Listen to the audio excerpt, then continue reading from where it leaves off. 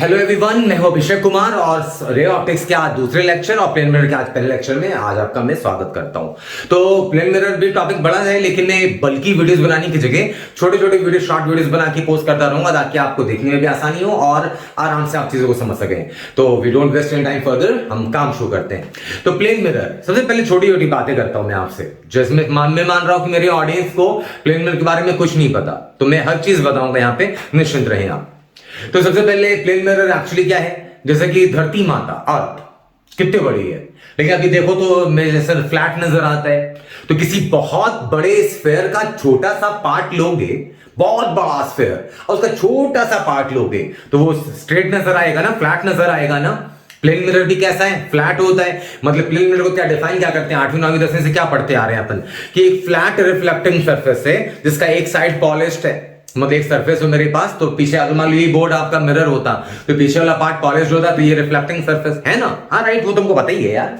तो important information हमारे लिए ये है, पहला फर्स्ट इंफॉर्मेशन कि radius of curvature, radius of curvature, आप मेरे साथ साथ में नोट्स बना सकते हैं, of a plane mirror, radius of curvature of a plane mirror is infinite, infinite। ये रही पहली जानकारी, radius of curvature of a plane mirror is infinite. ये जीरो याद रखो कि ये सब चीजें भी पूछी गई हैं पेपर में, ऐसा नहीं पूछा उन्होंने, पहले पुराने पेपर से पूछा है उन्होंने, और कोई शौक थोड़ी होगा कि दोबारा से पूछ लें। छोटी सी बातें बेसिक है, पेपर में कुछ सवाल ऐसे भी होते हैं जो सबके बनाने के लिए दिए जाते हैं कि सब बनाए भैया। तो radius of curvature plane mirror कितना इनफाइनाइट, इसके पीछे का लॉजिक क्या दिया मैंने, क्योंकि जैसे अर्थ इतनी बड़ी है और छोटा सा पार्ट हम सड़क पे चलती है तो हमको अर्थ फ्लैट नजर आती है, क्योंकि बहुत बड़े स्फीयर का छोटा सा पार्ट कंसीडर करोगे तो जाहिर है वो फ्लैट है। तो प्लेन मिरर का रेडियस ऑफ कर्वेचर का पूछूं तो कितना है वो, इनफाइनाइट। करेक्ट, बहुत बड़ा स्फीयर है, रेडियस बड़ी है इसलिए इनफाइनाइट, पहली चीज। अब दूसरी चीज जो महत्वपूर्ण है हमारे लिए, 12वीं में ऑप्टिक्स के दर्शन इससे पहले आपने 10वीं क्लास में करे होंगे और 10वीं के बाद 12वीं में आपको पढ़ने को मिला है ऑप्टिक्स। तो ऑप्टिक्स के लिए एक चीज बहुत इंपॉर्टेंट है जो जाने हम, कि ऑब्जेक्ट और इमेज, इसके बारे में जो राय बनी होती है ना वो कुछ अलग किस्म की होती है लोगों की। जरा हम पहले वो क्लियर कर लें कि एक्चुअली में ऑब्जेक्ट और इमेज है क्या। ऑब्जेक्ट क्या है, ऑब्जेक्ट मतलब कि कोई बोले सर ऑब्जेक्ट तो ऑब्जेक्ट है, ये बोर्ड ऑब्जेक्ट है, मैं ऑब्जेक्ट हूं, हर चीज ऑब्जेक्ट है। हाँ है ऑब्जेक्ट है, लेकिन जरा सोचो, जरा सा फील करना, जैसे मान लो ये मेरा बोर्ड, आप मेरा ये कमरा पूरा देख नहीं पा रहे और अच्छा हुआ नहीं देख पा रहे, हर चीज यहां से वहां फैली हुई है ना, अच्छा मैं दिख रहा हूं बस। मैं कह रहा हूं कि मान लो ये बोर्ड है, ये एक मिरर ये, और मेरे सामने वाली वॉल पे एक मिरर ये, और मैं जिस कैमरा जिधर मैं फेस कर रहा हूं ये, और मान लो ये सामने एक मिरर है, मैं इस बोर्ड के पीछे की तरफ ऐसा खड़ा हूं, तो मेरी इमेज बनेगी उस वाले मिरर में सामने, और उस इमेज से यहां भी इमेज बनेगी। तो सोचो मेरी इमेज सामने बनी तो इसलिए कि मैं ऑब्जेक्ट हूं, मैं उस मिरर की ऑब्जेक्ट हूं, मेरी इमेज उसने बनाई, लेकिन वही इमेज इधर कैसे बन गई, मेरा चेहरा तो इसमें नहीं दिखना चाहिए था, लेकिन यहां से इमेज बनी उधर, उधर से बन गई इधर, तो मेरा चेहरा इधर भी नजर आएगा जबकि मैं उल्टा फेस करके खड़ा हूं। तो मैं उस मिरर, सामने वाली मिरर की जो कैमरा फेसिंग है वो उस मिरर के लिए मैं ऑब्जेक्ट हूं, लेकिन इस मिरर ने जो इमेज बनाई वो इस मिरर के लिए ऑब्जेक्ट है कि नहीं, तभी तो उसकी इमेज यहां भी बन गई। इसीलिए कह रहा हूं मैं कि ऑब्जेक्ट बहुत ट्रिकी है एक चीज। तो ऑब्जेक्ट का एक नया डेफिनेशन बनाते हैं जो हमको हमेशा हेल्प करेगा ट्रिकी से ट्रिकी सवालों में। इंसिडेंट रेज जहां पे इंटरसेक्ट होती हैं या होती हुई लगती हैं वो है आपका ऑब्जेक्ट, और इमेज का तुमको पहले से पता है ना, रिफ्लेक्टेड रेज जहां पे सच में इंटरसेक्ट करें वो रियल इमेज, और जहां इससे इंटरसेक्ट करती नजर आए लगे वो है वर्चुअल इमेज। तो ऑब्जेक्ट का डेफिनेशन पहले लिख लो, इंपॉर्टेंट है डेफिनेशन, इस बार इंपॉर्टेंट है हमारे लिए। ऑब्जेक्ट ये क्या है, point of intersection, point of intersection of incident raise, incident raise के इंटरसेक्शन का जो पॉइंट है वो है आपका ऑब्जेक्ट। इसको याद दिल में जहन में बसा लो इस बात को। ऑब्जेक्ट मतलब point of intersection incident raise, incident raise जिस सरफेस पे गिर रही है उनको पीछे आके फॉलो करो, जहां इंटरसेक्ट हो रही है वही आपका ऑब्जेक्ट है। जैसे मान लो कि ये मिरर है, इसके सामने एक आदमी खड़ा है, तो यहां से लाइट इस पे गिर रही होगी ना, इस पे तो ये सारी लाइट को अगर पीछे आके मिलाओगे तो कहां मिलेंगी? आदमी पे मिलेंगी। तो आदमी क्या है इसके लिए? ऑब्जेक्ट। और कैसा ऑब्जेक्ट? जाहिर है रियल ऑब्जेक्ट है। Yes yes. तो पहली बात कि इंसिडेंट रेज जहां पे मिल रही हैं या सच में लग रहा है मिलती लगती हैं या मिल रही हैं, वो कहलाता है ऑब्जेक्ट। थोड़ा अच्छा फील आएगा आपको इसे, जरा तो देखिए। आइए, ये मिरर आदमी ने बना के पॉइंट बना देता हूं, ठीक है। ओ, तो इससे बहुत सारी रेज ऑफ लाइट गिरी यहां मिरर पे, ढेर सारी गिरेंगी। इमेज कहां बनाएगा वो तो ठीक है, मैं बात कर ही लूंगा उस बारे में। फिलहाल ये ऑब्जेक्ट यहां देखो, सारी की ये सारी रेज क्या है? 1 2 3, ये सब क्या है? मिरर पे इंसिडेंट रेज। और इन सबको पीछे बढ़ाओ तो कहां मिल रही है? यहां से एक्चुअल इंटरसेक्शन हो रहा है ना यहां पे। हाँ, सच में इंटरसेक्ट कर रही है, इसलिए ऑब्जेक्ट कैसा है? Real object. ये है रियल ऑब्जेक्ट। और जैसे कि यहां देखो, इस वाले केस में ये रे ऑफ लाइट टकराई, ये रे ऑफ लाइट टकराई। ये देखो, ये इंसिडेंट रेज है कि नहीं? प्लेन मिरर के लिए है ना, कहीं से भी आ रही हो। लेकिन ये देखो, ये इस बीम को पीछे बढ़ा, जैसे इसमें पीछे बढ़ाओ तो मिल गई थी ना, एक्चुअल इंटरसेक्शन हुआ था। ये कन्वर्जिंग बीम है, पीछे आओगे तो डाइवर्ज होती जाएगी, ये बढ़ता जाएगा, मिलेगा नहीं इंटरसेक्शन। आगे बढ़ाओगे, अगर आगे बढ़ाओगे तो इंसिडेंट रेज लगेगा कि इधर कहीं जाकर इंटरसेक्ट कर रही है कि नहीं यार? हाँ, एक्चुअली यही होता है कि मैं अगर खड़ा हूं, ये मिरर है और सामने वाला वॉल भी मिरर है, तो फिर भी मेरा फेस, कि मेरा थोबड़ा उधर फेस कर रहा है, फिर भी मेरा फेस ही इधर चेहरा बनता है। इधर चेहरा कैसे बनता है? ये जो इमेज बनाई सामने वाली मिरर ने, उसकी इमेज इसके लिए ऑब्जेक्ट का काम करती है। ये ऑब्जेक्ट क्या है? वर्चुअल। यस, ये है वर्चुअल ऑब्जेक्ट। 10वीं लेवल तक हम वर्चुअल इमेज की बातें कर लेते हैं, लेकिन वर्चुअल ऑब्जेक्ट की बातें नहीं करते। लेकिन यहां पे हमारा डायमेंशन काफी बड़ा है 12वीं में, इसलिए हमको ध्यान रखना पड़ेगा कि ऑब्जेक्ट कैसा हो सकता है? रियल भी, ऑब्जेक्ट कैसा हो सकता है? वर्चुअल भी। क्लियर है पॉइंट? फिर से बता रहा हूं तुम्हें कि मैं अगर मेरी ये बोर्ड और सामने वाला बॉल दोनों मिरर हूं, अगर तो मैं अगर सामने वाले वॉल मिरर को फेस करके खड़ा हूं कैमरे की तरफ, तो मेरा फेस उसको फेस सामने है मिरर की, तो ये इमेज तो बनेगी क्योंकि मैं ऑब्जेक्ट हूं उसके लिए। लेकिन मेरी जो इमेज वो मिरर बनाएगी, वो इमेज इसके लिए ऑब्जेक्ट का काम करेगी। तो मेरी इमेज जो है, जो इस मिरर ने बनाई है, वो तो वर्चुअल है ना? सच में मैं थोड़ी खड़ा हूं पीछे यार, सच में तो मैं इधर खड़ा हूं। तो वर्चुअल इमेज जो है वो इसके लिए ऑब्जेक्ट है ना, तो वो ऑब्जेक्ट इसके लिए, जो मेरी जो इमेज बना रही है ये वाली मिरर, वो इसके लिए क्या है? ऑब्जेक्ट। और ये ऑब्जेक्ट कैसा है? वर्चुअल। तो इस पर डिस्कशन बहुत सारा करेंगे अपन। फिलहाल ये है कि जहां पे इंसिडेंट रेज सच में इंटरसेक्ट करे वो रियल ऑब्जेक्ट, और जहां इंटरसेक्ट करते हुए नजर आए वो क्या है? Virtual object. क्लियर है पॉइंट? जल्दी से स्क्रीन पॉज करके ये सारी चीजें नोट कर लें। अब हम चलते हैं आगे, अगली इमेज की बात करते हैं, रियल, वर्चुअल। और तीसरा पॉइंट है, मुझे बोर्ड रब करना पड़ेगा, जल्दी से नोट कर लो इसे। तीसरी बात जो है इंपॉर्टेंट, वो है इमेज के बारे में। इमेज की बात करते हैं, आ जाओ। इमेज थर्ड है इमेज, जिसके बारे में आप पहले से भी जानते हैं, जिसको जल्दी से निपटाता हूं मैं। इमेज मतलब क्या?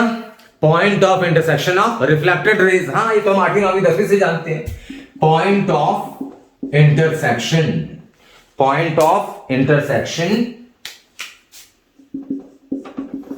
of reflected rays. Point of intersection of reflected rays. ये है इमेज, आप देखो, ध्यान दो। ये रे ऑफ लाइट, ये ऑब्जेक्ट है, मान लो, ध्यान से देखना कैसा ऑब्जेक्ट है? रियल। हाँ, रियल है, सच में है। ये टकराई ऐसे और ये निकल गई। तो ये तो इंसिडेंट रेज थी, आई लिख दिया मैं इंसिडेंट रेज के लिए, और ये थे रिफ्लेक्टेड रेज, आर। तो रिफ्लेक्टेड रेज सच में इंटरसेक्ट हो रही है क्या? नहीं ना। ये पीछे लेके जाओ तो लगेगा कि यहां पे इंटरसेक्ट कर रही है। तो ये रिफ्लेक्टेड रेज का इंटरसेक्शन पॉइंट है, तो ये क्या कहलाएगा? इमेज। और ये इमेज कैसा है? वर्चुअल।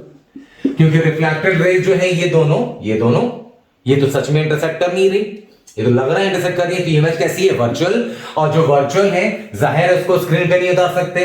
इसका मतलब है can't be obtained on screen. Screen पे नहीं उतार सकते इस वाले इमेज को भाई साहब। दूसरा देखो एग्जांपल रियल का। ये लाइट आई, ये ऐसे टकराई। इंसिडेंट रेस इंटरसेक्ट कर रही है क्या?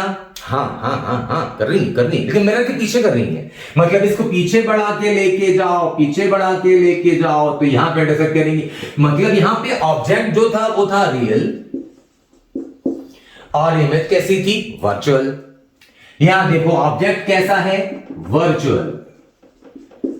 इंसिडेंट रेस सच में इंटरसेक्ट नहीं कर रही, इंटरसेक्ट करती हुई लग रही है, और ऐसे टकरा की ये ऐसे रिफ्लेक्ट होगी रे ऑफ लाइट, है कि नहीं यार? तो यहां मिली आपको ये।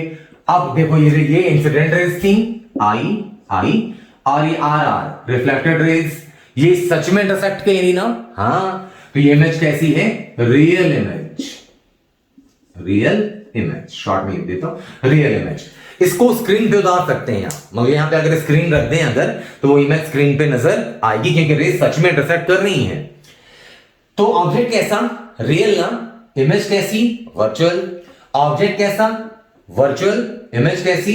रियल। मतलब एक हमारे मन में मिसकॉन्सेप्शन होता है बहुत टाइम से कि प्लेन मिरर हमेशा वर्चुअल इमेजेस बनाती हैं। तो जरा इस बात को आपके सामने हाजिर है, आप देख लें कि प्लेन मिरर वर्चुअल ऑब्जेक्ट की रियल इमेज भी बना सकती है। इसलिए अगर हम इसको जनरलाइज कर दें कि plane mirror always forms virtual images, ये गलत है।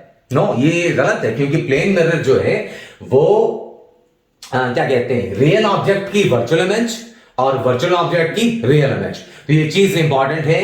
प्लेन मिरर, इसको मैं नोट में लिख देता हूं यहां पे, और आप चाहे तो सुन के लिख सकते हैं। प्लेन मिरर फॉर्म्स क्या forms? Virtual image of real objects. Real objects का वर्चुअल इमेज बनाएगा। इट में form real image of virtual objects. जैसे वहां ऑब्जेक्ट वर्चुअल इमेज रियल है, वर्चुअल ऑब्जेक्ट्स। देखो वर्चुअल ऑब्जेक्ट्स का फंडा लोगों को बहुत कठिन लगता है, मैं फिर से बोल रहा हूं। ये एग्जांपल मैंने इस क्लास में 3 बार दिए आज कि आप आमने सामने मिरर फेस कर लिए, तो जो इमेज वो बनाएगी मिरर सामने वाली, वो इमेज इधर भी बनेगी। तो उसकी जो इमेज है वो वर्चुअल है, जाहिर है वर्चुअल है, और वो इमेज इसके लिए क्या है? ऑब्जेक्ट। तो वो ऑब्जेक्ट कैसा हो गया? Virtual object. तो वर्चुअल मतलब सीधी सी बात, इंसिडेंट रेज अगर सच में इंटरसेक्ट कर रही है तो है रियल ऑब्जेक्ट, और या इंसिडेंट रेज अगर इंटरसेक्ट करती हुई लग रही है मिरर के पीछे, तो वो क्या है? Virtual object. तो हमारे पास 3 चीजें आ गई, क्या क्या? प्लेन मिरर का definition, radius of curvature infinite, object real virtual का फंडा क्लियर हो गया, इमेज रियल वर्चुअल का फंडा क्लियर है। स्क्रीन पे कौन से डाल सकते हैं? रियल वाली में, जहां पे सच में इंटरसेक्शन हो रहा है ना? ये बात है। अब इसमें कुछ बातें और भी करते हैं। जैसे स्क्रीन पॉज कर लें, ये सारे पॉइंट्स नोट कर लें।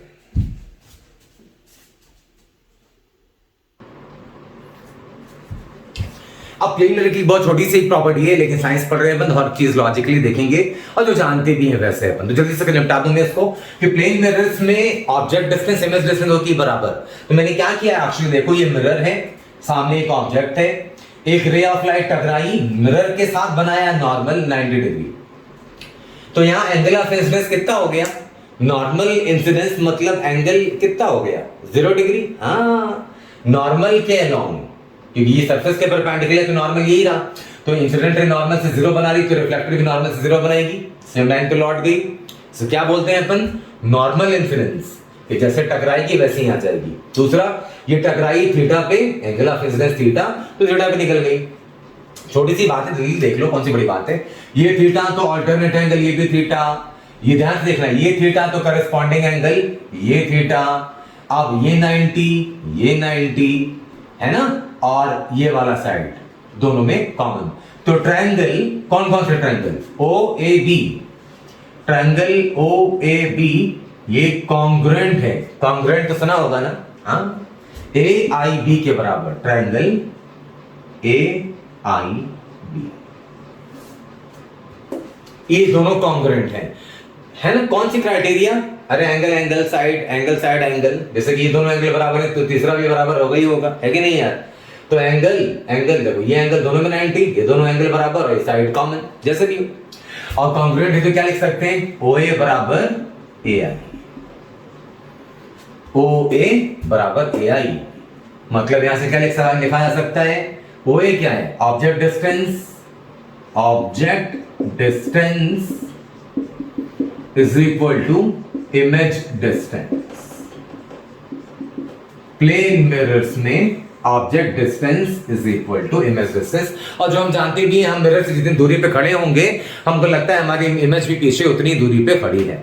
Everybody knows about this. तो एक फॉर्मेलिटी पूरी करी मैंने, और इस पे छोटे छोटे सवाल आज इस लेक्चर 1 में मैं बस आपको आइडिया दे रहा हूं प्लेन मिरर का।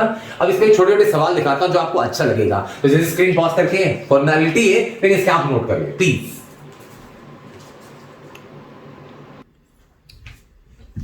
अब जैसे इन दो सवालों की बात करते हैं अपन, दो आसान से सवाल हैं, चाहे तो स्क्रीन पॉज करके दोनों सवाल पढ़ें, ट्राई करें, उसके बाद का सॉल्यूशन मैं ये दे रहा हूं। इसमें कह रहे हैं find coordinates of image of O. ये पॉइंट ओ की इमेज बतानी है, इस मिरर में क्या बनेगी, इमेज की कोऑर्डिनेट्स, और वही काम है इस वाले मिरर के लिए भी है। तो सबसे पहली बात, एक छोटी सी बात इसको जहन में उतारें आप कि इमेज बनाने के लिए जरूरी नहीं है कि हम मिरर को ऐसे फेस करके खड़े हो। जैसे मान लो ये छोटी सी इमेज है, मिरर है, मिरर, ये मिरर है, तो जरूरी कि मैं ऐसे देखूंगा तो ही मेरी इमेज बनेगी। अगर मुझे अपनी इमेज देखनी है, मुझे अगर दिखाई ना भी पड़े, लेकिन मैं इसके बाजू में ऐसे खड़ा भी हो जाऊं, अगर मैं बाजू में खड़ा भी होऊंगा तो भी मेरी इमेज बनेगी इसमें। वो और बात है कि मैं ना देख सकूं, और तो देखेंगे। इसलिए मिरर, इतने से मिरर के अंदर इतनी बड़ी बड़ी बिल्डिंग की फोटोज आ जाती है कि नहीं। इसलिए मिरर में इमेज बने, इसके लिए जरूरी ये नहीं है कि मिरर के सामने खड़े हो, जरूरी यह है कि हम उस तरफ खड़े हो जहां मिरर का रिफ्लेक्टिंग पार्ट हो। जैसे कि मान लो, क्या देखो मेरे पास कुछ कॉपी वापस है नहीं यहाँ पे, चलो एक देखो, ये देखी कॉपी, ये देखो, जैसे कि कॉपी है मेरे पास ये अगर ये पॉलिश्ड पार्ट है तो इधर जो भी ऑब्जेक्ट होगा उसका इमेज नहीं बनेगा। लेकिन सोचो जैसे मान लो कि ये है रिफ्लेक्टिंग पार्ट और पीछे है पॉलिश्ड, तो ऑब्जेक्ट अगर यहां पे भी रही अगर, तो इमेज बनाएगा ये। लेकिन ये ऑब्जेक्ट मिरर के पीछे आ जाए, पॉलिश्ड वाले पार्ट के सामने, रिफ्लेक्टिंग के उल्टा इस तरह, तो इमेज नहीं बनेगी। तो अगर ये मिरर है तो इसके सामने अगर ठीक इसके सामने यहां पे ऑब्जेक्ट रहे तो इमेज बनेगी, देखेगा भी खुद को ये। लेकिन अगर इधर उधर भी कहीं पे ऑब्जेक्ट है, अगर ये इधर भी है तो भी इमेज इसमें बनेगी, इसलिए इंपॉर्टेंट है ये। अब आइए इन दोनों क्वेश्चंस की बात करते हैं। हमने क्या इसके जस्ट पहले पढ़ा, और जो हम बहुत पहले से जानते थे कि प्लेन मिरर में क्या होता है, ऑब्जेक्ट डिस्टेंस बराबर इमेज डिस्टेंस। और डिस्टेंस कैसे मेजर करते हैं अपन, शॉर्टेस्ट। हाँ, ये है इंपॉर्टेंट फंडा। तो यहां से एक परपेंडिकुलर ड्रॉ करोगे, इमेज कहां बननी चाहिए, ये एक्स एक्सिस है और ये वाई है, लंबा सा खींच देता हूं, ये वाई। तो ऑब्जेक्ट डिस्टेंस बराबर इमेज डिस्टेंस होनी चाहिए कि नहीं होनी चाहिए, हाँ होनी चाहिए, बिल्कुल पक्का होनी चाहिए। तो ऑब्जेक्ट डिस्टेंस ये है, कितना है वो भी निकाल सकते हैं, जरूरत पड़ेगी तो निकाल लेंगे। ये दूरी है ऑब्जेक्ट डिस्टेंस, और जितनी दूरी पर ये है इमेज भी उतनी दूरी पर होगी, है ना, यहां कहीं पर ये इमेज डिस्टेंस, और ये मिला दें तो ये ट्रायंगल और ये ट्रायंगल कॉन्ग्रुएंट ट्रायंगल्स होंगे कि नहीं होंगे, ये बताओ पहले। होंगे ना कॉन्ग्रुएंट ट्रायंगल्स, हाँ कॉन्ग्रुएंट ट्रायंगल होंगे। ये साइड कॉमन, देख लो दोनों ट्रायंगल में, ये साइड कॉमन, ये दूरी ऑब्जेक्ट डिस्टेंस, ये इमेज डिस्टेंस, ये होती है बराबर, होती है ना बराबर, राइट है। और ये एंगल 90, तो कॉन्ग्रुएंट ट्रायंगल हो गए। तो अगर ये 4 मीटर, क्या तुम्हें ये समझ में आ रहा है कि ओ, अच्छा ऑब्जेक्ट को दे दिया, ओरिजिन को ये नाम देते हैं, कुछ भी नाम दे दो यार, कैसे चलता है। क्या दे रहा है, ट्रायंगल ए बी ओ, ये है triangle congruent to triangle A B I. देखो ज्योमेट्रिकल ऑप्टिक्स से मैंने पिछले लेक्चर में बोला था, ज्योमेट्री हमको आनी चाहिए, कॉन्ग्रुएंसी और सिमिलरिटी, ये दो चीजें हमको ढंग से आनी चाहिए। तो ऑब्जेक्ट से ये इमेज बनेगी ना पीछे, तो जितनी दूरी इमेज से, सॉरी मिरर से ऑब्जेक्ट की, वही मिरर से इमेज की, ये बना दिया। ये ज्वाइन करूंगा मैं तो ये दोनों ट्रायंगल होंगे कॉन्ग्रुएंट। देखो ये साइड कॉमन, ये साइड ऑब्जेक्ट दूरी, ये इमेज वाली, ये भी बराबर, और ये एंगल बराबर, एस ए एस क्राइटेरिया ना, राइट। फिर कॉन्ग्रुएंट है, इसका मतलब ये आ गई वैल्यू कि ए आई बराबर आ गया ए ओ, जो कि है 4 मीटर। ये दूरी कितनी आ गई, 4 मीटर, 4 मीटर। और कॉन्ग्रुएंट है तो ये 30, तो ये वाला एंगल भी 30, कॉन्ग्रुएंट सब एक जैसा होगा ना, हाँ, तो ये भी 30। अब जरा इस वाली लाइन की बात करिए, दूरी कितनी, 4 मीटर, और ये एंगल कितना है, 60। चाहो तो इसको अलग से बना लो, कौन सी बड़ी बात है।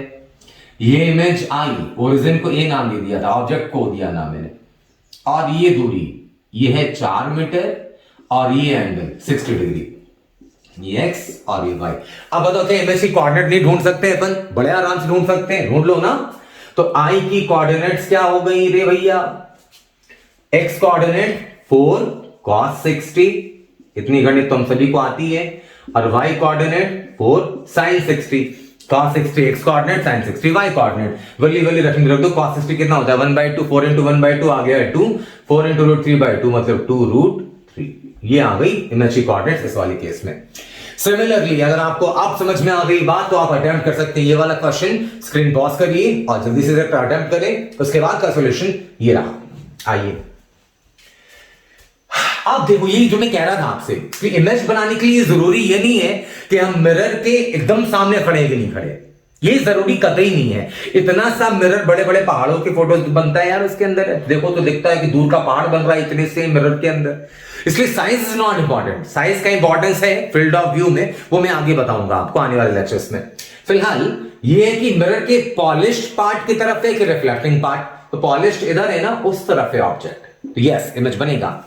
और इसको कंफर्म कैसे कर सकते हैं? आप इसको डॉटेड लाइन से बढ़ा दो आगे, तो ये वाला पार्ट इधर रिफ्लेक्टिंग है, उधर ये ऑब्जेक्ट है, तो इमेज बनेगी इधर। ये फंडा इंपॉर्टेंट है क्योंकि नंबर ऑफ इमेजेस के टाइम पे ये फंडा बहुत इंपॉर्टेंट रोल है इसका। क्या बोला मैंने? इमेज बनने के लिए जरूरी है क्या कि मिरर के सामने खड़े हो? No, that's not important. Important ये कि मिरर के रिफ्लेक्टिंग पार्ट के सामने होंगे तो ये इमेज बनाएगी इसकी। आप देखो यहां से जो ऑब्जेक्ट के डिस्टेंस वही इमेज के डिस्टेंस, तो क्या ये इमेज यहां पे बनेगी वाई एक्सिस पे? सोच के देखो, हाँ बननी चाहिए। ये 45, ये 45, ये भी 45, ये मिरर वाला पीछे खींचा। ऑब्जेक्ट की दूरी ये 90, तो इमेज की दूरी ये भी 90, दूरी कह रहा हूं एंगल, हाँ ये 90, डिस्टेंस, ये ऑब्जेक्ट डिस्टेंस, ये इमेज डिस्टेंस। ध्यान से देखो अगर तो ये दूरी टिक मार लगा दूं, ये दूरी और ये दूरी बराबर, ऑब्जेक्ट डिस्टेंस बराबर इमेज डिस्टेंस, ये कॉमन और ये एंगल 90 कॉन्ग्रुएंट है, तो फिर ये 45 तो ये भी 45 पे यहीं पर बनेगा ना वाई एक्सिस पे जाकर के। ये दूरी जितनी दूरी ये उतनी दूरी ये, मतलब ये अगर माइनस, अगर ये दूरी यहां से यहां तक अगर ये 3 मीटर की है तो ये दूरी भी यहां से यहां तक क्या होगी? 3 मीटर की। कॉन्ग्रुएंट ट्रायंगल, अगर इसमें ओरिजिन को यहां पे ए नाम दे दूं, अगर इस पॉइंट को बी नाम दे दूं, तो कौन सा जूम करके देखना अगर दिख नहीं रहा तो ओ ए बी, ये सिमिलर सॉरी कॉन्ग्रुएंट ही है ए बी आई के। Triangle O A B is congruent to triangle A B I. बहुत बढ़िया, बहुत अच्छे, वाह रे वाह। अब जरा गौर से देखो, जितनी दूरी ये उतनी दूरी ये, जितनी दूरी ये उतनी दूरी ये, तो ये अगर 3 है तो ये भी 3। अरे बहुत बढ़िया। और ऐसा है मतलब ए आई बराबर ओ ए बराबर 3 मीटर, तो आई की कोऑर्डिनेट तो फिर वाई एक्सिस का पॉइंट हो गया ना, तो कोऑर्डिनेट्स कितनी आ गई है इसकी? 0, -3। हाँ, दूरी तो वही, कोऑर्डिनेट नेगेटिव है, डिस्टेंस थोड़ी नेगेटिव होगी यार, डिस्टेंस तो 3 है ना, -3 कोई पिलेगा तो गलत बात है ना, तो डिस्टेंस ले रहा हूं ना 3 मीटर सेंटीमीटर कुछ भी ले ले तू। ये आ गई कोऑर्डिनेट आई की वैल्यू कितनी है? 0, -3। तो इमेज डिस्टेंस ऑब्जेक्ट डिस्टेंस की फंडे लग रहे हैं इसके अंदर। पेपर में आ जाए तो हाथ पांव फूल जाते हैं लोगों के इतने छोटे छोटे सवालों के अंदर। ये सवाल अच्छे हैं, जल्दी स्क्रीन पॉज करें और नोट कर लें। हम जल्दी अब आप ये क्वेश्चन अटेम्प्ट कर सकते हैं कि ये ऑब्जर्वर क्या है, सवाल समझा देता हूं मैं। मैंने डायग्राम बना दिया कि इसमें टाइम वेस्टेज ना हो ज्यादा। एक आपके लिए जो प्रिस्टीन डायग्राम है फ्रेश क्वेश्चन वाला, वो ये कि ऑब्जेक्ट ये है, एक मिरर है 1 मीटर का जो जमीन से 1 मीटर ऊंचाई पे लगाया हुआ है, ऑब्जेक्ट यहां से 3 मीटर की दूरी पर है, और पैरेलल में ट्रैक है जिसपे एक चल रहा है ऑब्जर्वर। सवाल हमसे पूछा गया कि ऑब्जर्वर को कितने ट्रैक के कितने लेंथ के लिए इमेज नजर आएगी, कितने लेंथ कितने देर तक कितने डिस्टेंस तक उसको नजर आएगी इमेज, किसकी पॉइंट होगी। तो देखो ओ की इमेज आई बनेगी, वो यहां से 3 मीटर पे, आई भी यहां से 3 मीटर पे, मिरर के रिफ्लेक्टिंग पार्ट के सामने है ना, तो 3 मीटर पीछे होगी। सबसे पहली बार ऑब्जर्वर को कब नजर आएगी रे ऑफ लाइट, कब नजर आएगी इस ओ की इमेज? सोचो ओ से लाइट चली टकराई मिरर के लोएस्ट पार्ट से और ये यहां पे पहुंची, ऑब्जर्वर को लगे ये इमेज से आ रही लाइट, उसके बाद यहां से डी से इमेज मिलनी शुरू होगी। और टॉपमोस्ट पॉइंट एफ से टकरा के लाइट यहां पहुंची तो ई तक मिलती रहेगी। ई से भी आगे निकल गया तो उसके आगे टॉप के बाद तो लाइट इसके आगे पहुंच ही नहीं रही होगी तो उसको दिखाई देगा नहीं। तो ये है सिमेट्री। तो जरा मैं कुछ नाम हम दे रखे मैंने, जरा देखो ट्रायंगल छोटा वाला ए, जब पहली बार इमेज मिलनी शुरू हुई तब की बात कर रहे हैं, डी से A B I triangle A B I, क्या ये सिमिलर है? ये छोटा वाला ट्रायंगल ये वाला, क्या ये बड़े वाला ट्रायंगल ये सिमिलर है? ध्यान से देखो, है कि नहीं बड़े वाले सिमिलर? हाँ, सी आई डी, वाह यार सी आई डी आ रहा है, क्राइम पेट्रोल भी आएगा, ध्यान से देखो। सिमिलर है ट्रायंगल, सिमिलर ट्रायंगल है दो, करस्पॉन्डिंग साइड्स का रेशियो सेम। इसका बेस कितना? 3 मीटर, बहुत बढ़िया, बहुत अच्छे, वाह रे वाह। बड़े वाले का बेस कितना? 3 3 3 9 मीटर। छोटे वाले का बेस कितना? हाइट कितना? 1 मीटर, हाइट का रेशियो लेते हैं अभी। और बड़े वाले का हाइट कितना? ये x माना है मैंने, ये वाला x माना है, तो बाई x। तो x बराबर कितनी वैल्यू आ गई? वही x बराबर आ गई वैल्यू 3 मीटर, बहुत बढ़िया, बहुत अच्छे, बहुत बढ़िया, वाह रे वाह। अब यहां से टॉपमोस्ट पॉइंट पे पड़ी मिरर के लाइट यहां पहुंची, मतलब आखिरी तक यहां तक नजर आएगी उसको इमेज। यहां से डी से शुरू हुई, डी वाले पॉइंट से शुरू हो गई इमेज मिलनी और ई वाले पॉइंट तक इमेज उसको नजर आ रही है। तो अब वो भी निकाल लेते हैं। ये देखो, ये टकराई यहां पहुंची, उसको लगे यहां से इमेज से लाइट आ रही है। तो ये वाला ट्रायंगल कौन सा ट्रायंगल है? A I F, triangle A I F, क्या ये सिमिलर है? ये वाला ट्रायंगल ये बड़े वाले ट्रायंगल के, हाँ दिख रहा है ना? कौन सा ट्रायंगल? सी आई ई, ट्रायंगल सी आई ई, सी आई ई, बड़े वाले ट्रायंगल के।